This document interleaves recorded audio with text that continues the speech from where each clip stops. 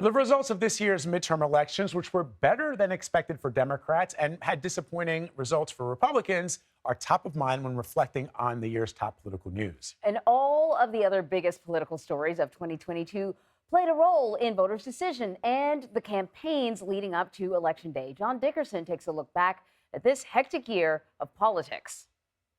Going into Election Day 2022, there was every reason to think that Democrats would suffer huge losses. Historically, a president's party, when in power, lost more than 25 seats in the House. When a president was under 50%, they lost over 30 seats in the House. Inflation was very high.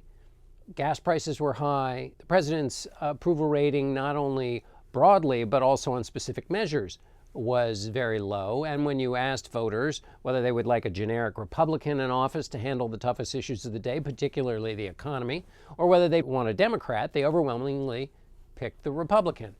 So going into Election Day, it seemed like it was going to be a rout, and plenty of Republicans thought it was going to be a rout too. Why wasn't it a rout?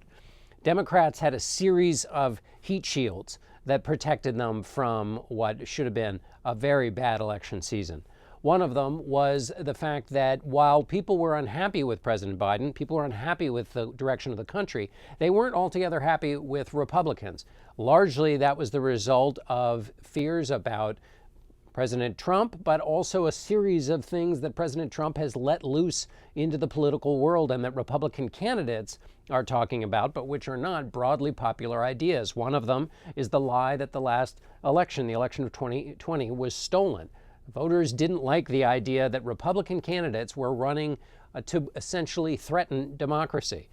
Also, one of the things that President Trump was indirectly involved with was, of course, creating a conservative Supreme Court that overturned Roe v. Wade. In all the states where abortion was on the ballot, it won overwhelmingly to protect abortion rights. And in a number of races, turnout was greater for Democrats against Republicans, in part because voters were motivated by the abortion issue. And then finally, a part of the cocktail of woe for Republicans who thought they were going to have a good election day was the fact that, particularly in Senate races, the candidates were subpar.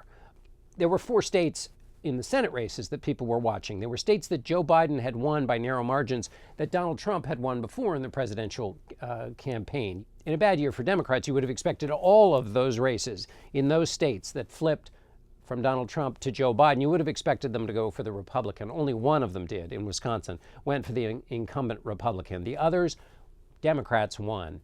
At the end of the election season, Democrats picked up a seat in the Senate, making life easier for them. In the House, Republicans were able to pick up 9 seats, far below the historical average, and it puts a very complicated majority in the hands of whoever the Republican leader will be. Kevin McCarthy looks like the odds-on favorite to be the speaker.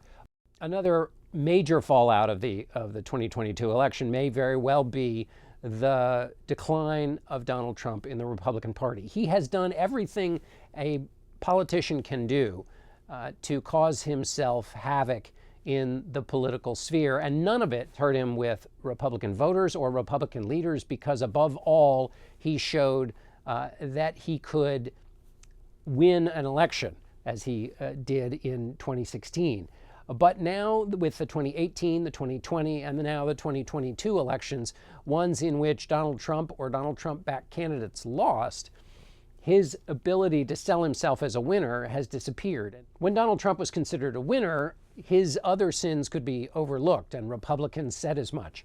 But now that Donald Trump is considered a loser, so many of his candidates handpicked, losing in races that Republicans otherwise would have won, it may be the beginnings of Republican leaders and maybe even some voters moving away from Donald Trump. There have been intimations of that before, and it hasn't happened. So we'll have to see if that really is an outcome from this election.